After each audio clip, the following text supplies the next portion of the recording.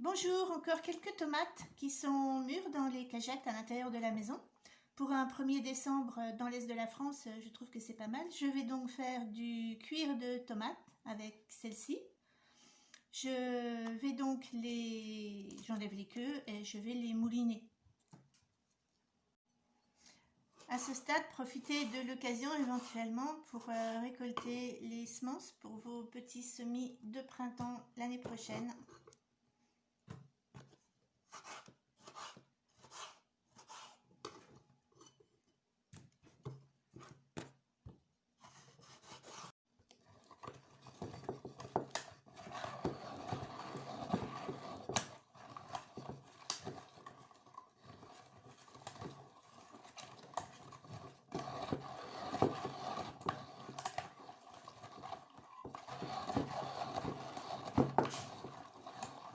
J'y ajoute quelques-unes de ces plantes qui se marient si bien avec la tomate, c'est-à-dire le basilic et le céleri. Vous voyez, ce sont des plantes que j'ai rempotées sur leur bord de la fenêtre avant que le gel arrive. J'y ajoute du laurier, de la sauge, du romarin, donc à nouveau le céleri, le basilic, de l'hysope, de l'origan, du thym et de la sarriette.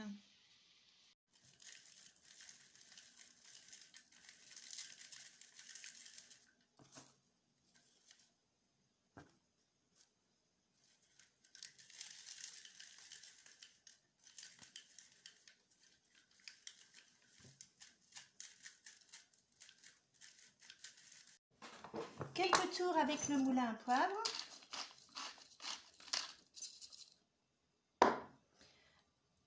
Un petit piment habanero, tout petit mais très fort, que je mets dans le pressail avec les gousses d'ail.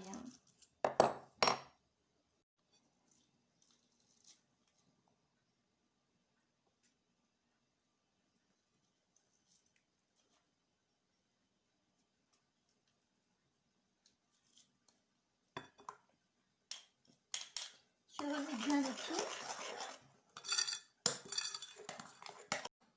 Tout comme dans le cuir de fruits, je ne rajoute pas de sucre. Dans le cuir de tomates, puisqu'il s'agit de tomates là, je ne rajoute pas de sel. Il y a suffisamment de saveur comme ça. C'est sec à l'intérieur des plateaux. À présent, je démoule.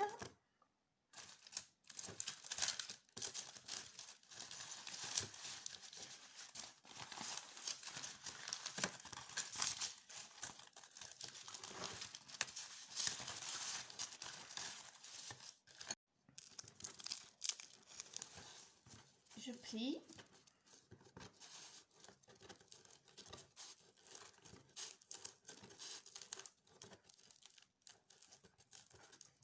Lorsque ça atteint une certaine épaisseur, je coupe.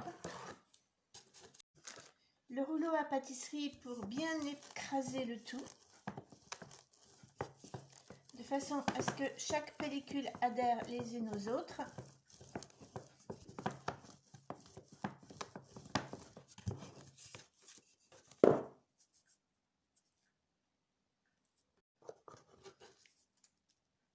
En petits morceaux.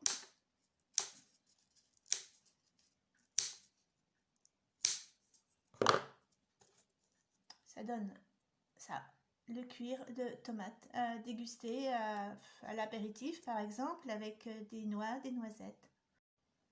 Il peut arriver que ce soit trop sec pour pouvoir le plier. Je pense l'année prochaine diviser en deux mon travail, une partie avec une pomme de terre cuite écrasée et l'autre partie comme je le fais actuellement, que j'arrive à réussir,